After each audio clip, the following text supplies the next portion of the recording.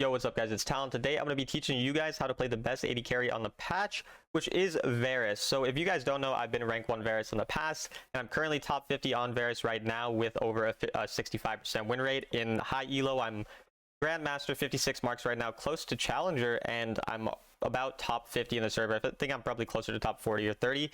But yeah, getting right into just how to play Varus, I'm going to give you guys this example gameplay, go over that with you, and then talk about the main key aspects of Varus.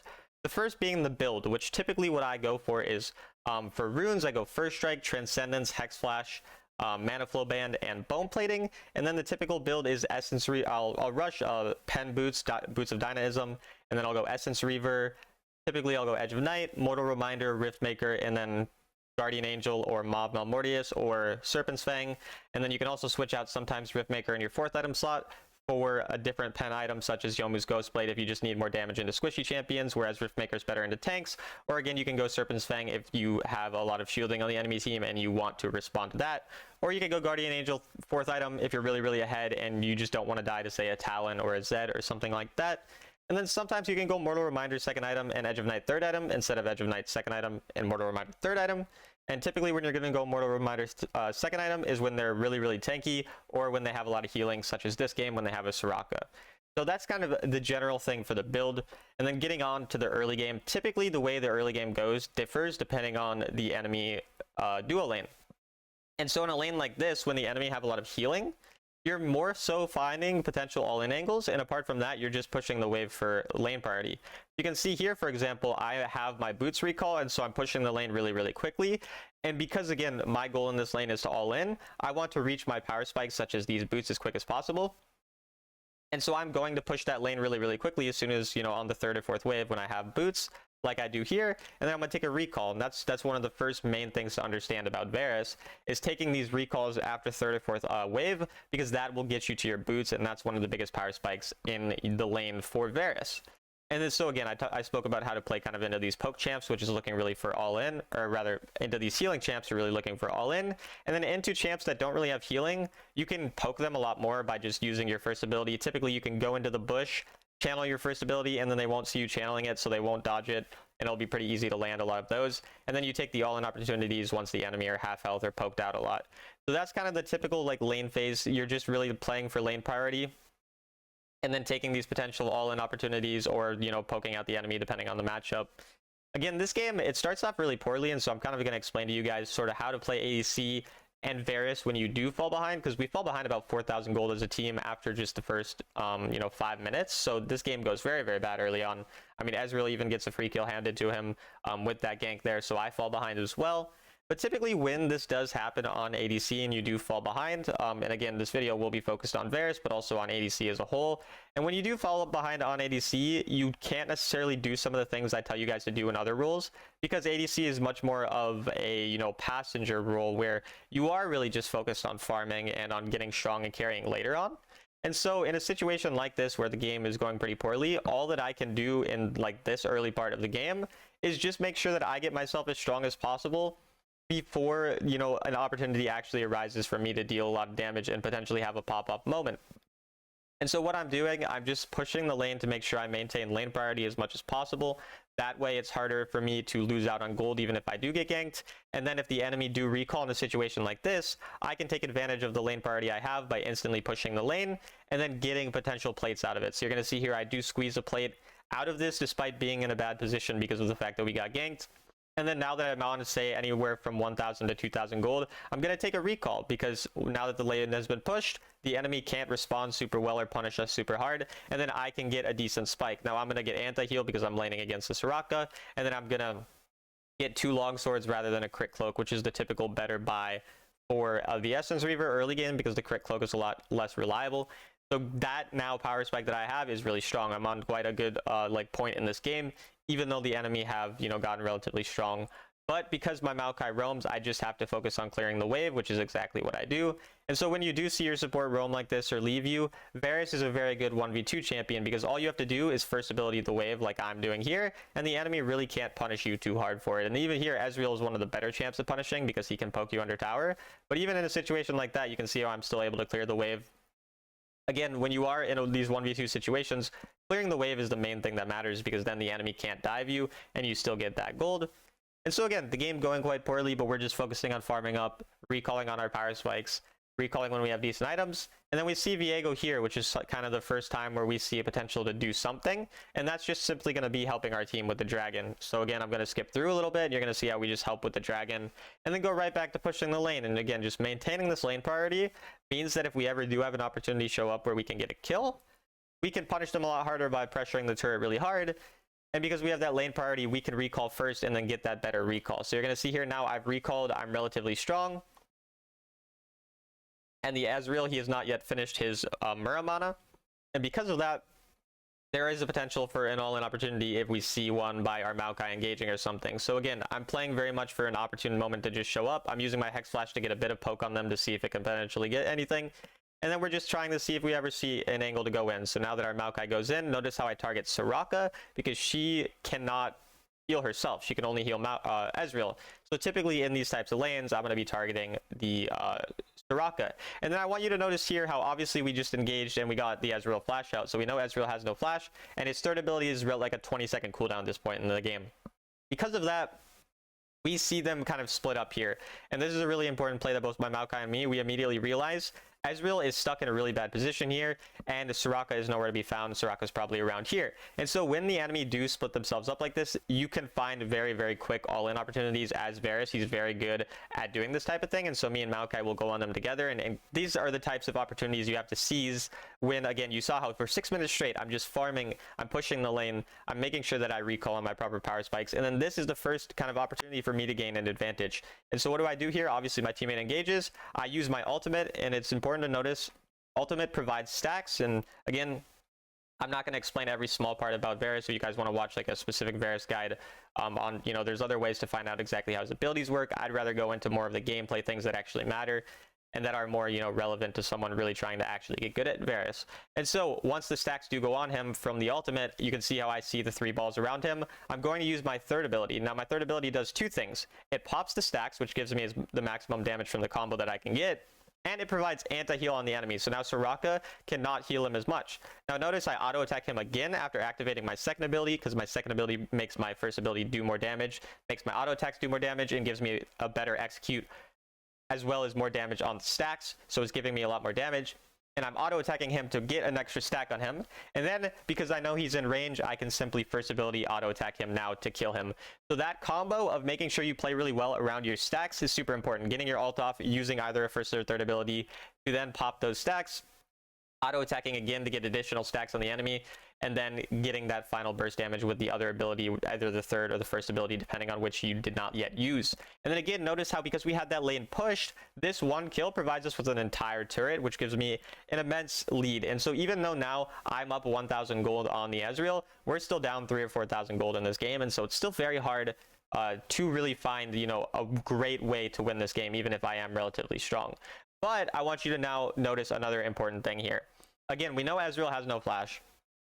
And we know if Ezreal gets engaged on here, the only way he can kill me is if he E's onto me and then hits his first ability and continues to poke me out. So notice what I do here as well. I actually walk towards my teammate, whereas I feel like most people would run away, right? Because they'd think Ezreal's going to kill me. I'm really low health. But notice how I flash into my teammate because I know Ezreal first ability will be blocked if my teammate is, you know, standing there. Obviously, I'm not an exact, he can still technically hit me here, but my Maokai will slowly walk in front of him and he won't be able to hit me. And then I know he's going to have to ult me. And so I'm immediately sidestepping the ultimate. And then this allows me to get enough damage on him to then poke him out and kill him. And the reason that I'm making this overly aggressive play, right, is because we are behind in the game. And so when an opportunity shows up like this to really snowball the game, I'm going to take it. Now I'm up 1,000 gold. We got multiple kills on him in a row. And now I have the potential to actually snowball the game, right? And so after something like this happens where you are losing the game quite bad, but at least you're able to get a decent little lead in the lane because you're doing the types of things that I talked about during this early game, you can now start rotating to a side lane that has a turret up. And so I'm trying to go to the mid lane here because I want to go, you know, and pressure and spread my lead to the rest of the map. Now notice how Zed, because he fucking sucks at the game, sorry for swearing, I will, you know, go back towards the bot lane because sometimes your mid laner doesn't respond. And so you guys will tell me, you know, my teammate doesn't do what yours does. I try to go to the proper lane and he doesn't follow me, Talon. What do? Well, this is what you do. You take that wave. You saw how I took the wave in mid anyway, because, you know, screw this guy, he sucks. And then I go right back to bot lane immediately after, and then I go for another wave, right? So even though my teammate is, you know, very bad and very stupid, I'm still able to not only get a mid lane wave out of that, but then I'm able to get a bot lane wave as well. So now I'm getting multiple different waves. You're going to see how I'm going to push the bot lane wave really quickly too. And then I'm going to be able to go back to recall and then find a, you know, another rotation to another part of the map. So I'm just getting a lot of gold from lots of parts of the map, even when my teammates are, you know, being a bit dumb, and we can end up just getting ourselves as much gold as possible, utilizing our lead to then even grab multiple waves from different lanes, all of these types of things. After my recall, I now go towards the fight that's happening in mid lane. And then here I want to also talk about something important, which isn't anything crazy, but it is something that a lot of Varus players aren't really great at doing, and that's finding the correct angles for snipes. So a lot of times there will be someone low who's, you know, a lot farther back here and whatever, and then they'll target, you know, whoever's in front or whatever. And so when you know someone's low in the fight, it's very important to try to be targeting them as much as possible. So you see here, I go for the snipe on the Viego, and it's just a benefit that I end up hitting the Soraka. And now we get a triple kill out of this fight. Again, because we were farming really efficiently, we gained that lead. We took proper recalls, so we're as strong as possible on these fights that are happening. And now I can utilize this huge lead that I have to push mid lane and continue to snowball the game. So this is what Varus is so good at doing. Once you do farm up and you get that one, you know, opportune moment that you take advantage of, it's just so easy to snowball from there. You can get such a big lead. And then I'm recalling already on my second item. And being on second item before second dragon spawns is always kind of like the optimal thing that you can do. And I'm even here on 2.5 items. And so now I'm really just playing to sort of poke people out and utilize my huge lead. So when you do have a really big lead on Varus, you don't need to be overly aggressive with your positioning. You have very good poke, and so you can just poke people out, play these fights pretty safe, and then when you see an opportune moment to, you know, go more forward and take that, you know, opportunity to burst someone down, you can do that. And so again, my teammate, he's going to engage on him here. Notice how I'm going to ult him again. I'm going to third ability, and then I'm going to auto again, and then I try to first ability him. Obviously, I end up missing, but it would have killed him had I hit the first ability. And so it's that same combo.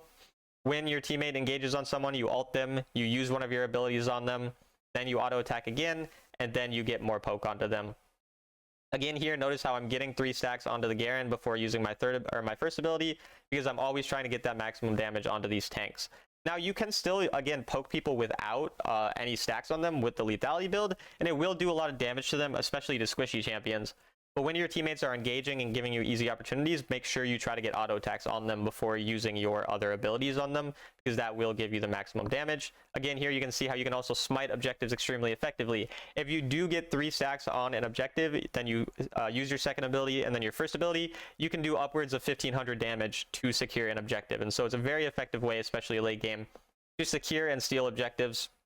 You're essentially going to function as a second jungler with another smite, and that is extremely effective. I can't tell you how many games I've won from stealing an objective with this absurd amount of damage. Even just second ability and first ability without any stacks will still do an insane amount. And you can see here again, same combo. My teammate engages, I immediately ultimate, third ability, auto attack, second ability, first ability. Every time, really, really effective combo, gets you so much burst damage. Something to really keep in mind if you want to just one-shot people. And now you can see this absurd lead I have. I'm already on 3 items, and the second dragon basically just spawned. Because the enemy are relatively tanky, I will go for Riftmaker 4th item as well, which is something to keep in mind. Now I'm going to take a sip of water, because I've been talking a lot again. Talking for like 20 minutes straight is definitely interesting, but also notice how my gameplay is a lot smoother now, guys. I think I found a fix to make it stutter a bit less, so it should not stutter as much as before. Same combo again here, as you guys always see. This time I was able to get a few more autos on him after ult and third ability, so I was able to get the ult third ability 3 stacks proc, and then I was able to get another second ability auto attack until I get 3 stacks, and then first ability with maximum proc. So that's a very important thing to understand for maximum damage again, and utilizing that can just allow you to pretty much burst people down. Notice again, I'm looking for the Swain here because he's low health, and I'm seeing if I can potentially execute him. That's a really important thing. Always have your eye on whoever is low health, because your second ability and first ability combo can execute people from extremely low health, and so I'm always paying attention to that. And then anytime my teammates engage, I'm immediately just auto-aiming my first ability onto whoever gets CC'd to basically guarantee a hit. And then again here, auto-attacking before I get my abilities off. That's always something you need to do to get the maximum damage. I'm going to keep reiterating it because that's one of the main things you need to understand. And then this fight I think is really important to understand as well. So I really want to talk about the mindset going into here and going into potential outplays as an AD carry. You really need to understand what abilities the enemy can respond to you and use to try to get onto you. And so now that Garen has, used his ultimate and he's used a lot here, there's some important things to understand when the enemy chase me. The important thing to understand is there's only one ability that can lock me down, and that ability is Swain's, I think it's the third ability, but it's like, the CC ability on Swain. If I'm able to dodge that, which is a pretty slow and easy ability to dodge, I have pretty much free reign to kill the enemy, and then I have exhaust if I really need to, or I have flash. So I can go for this outplay because I have flash. And so that's really the main thing I want to keep in mind and talk to you guys about. There's one spell that I'm worried about, and if I dodge that, I can kill them, and I have flash even if I don't dodge it. So the risk reward is very good. And so notice how I'm trying to sidestep him, which is exactly what I do. He kind of misses, but I still sidestep it. I exhaust then, and then I get the outplay onto him because I flash once I get flashed on by Garen.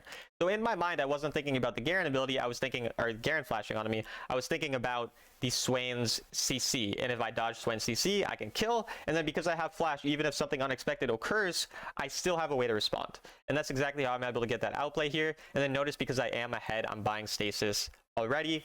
Sometimes I'll wait till after 4th item to buy stasis, but after 3rd item is pretty good if we are in a relatively strong spot because it's obviously going to help us. And then you can farm camps really quickly. Notice how quickly I farm these jungle camps as well.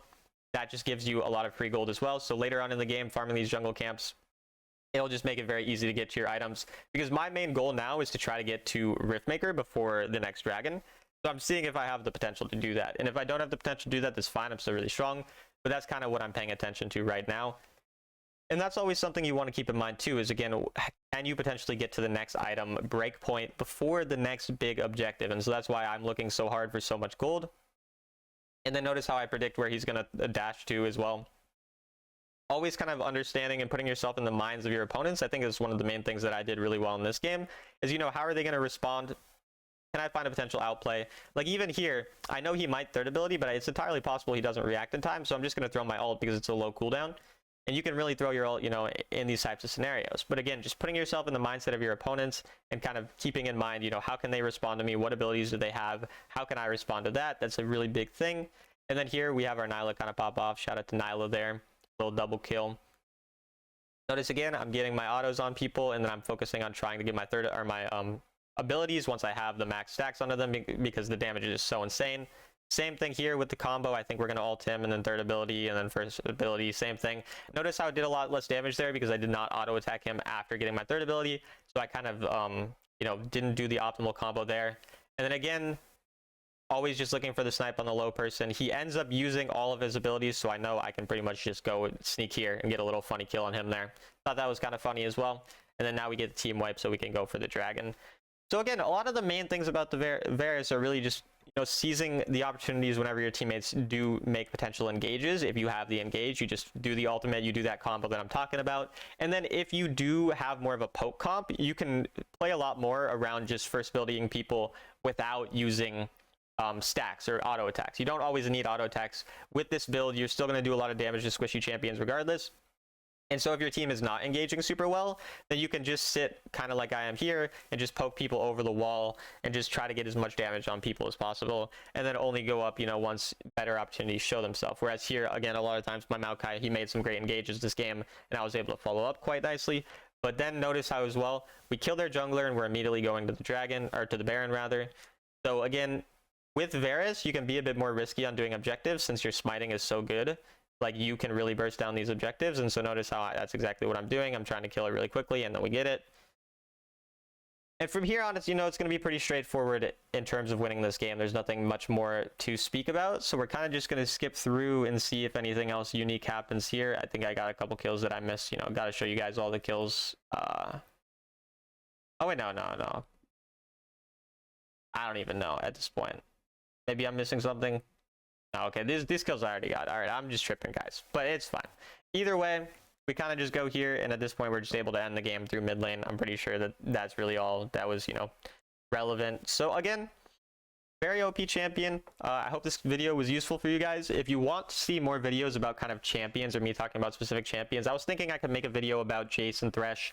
And and potentially, you know, my other champs that I play a lot of. So if you guys are interested in that, just let me know in the comments. Let me know what you thought of the video. If you're interested in coaching from a rank 5 autofill sovereign player, just DM me on Discord, Talon1169, or through the link in the description to my Discord server as well. And I'll see you guys in the next video.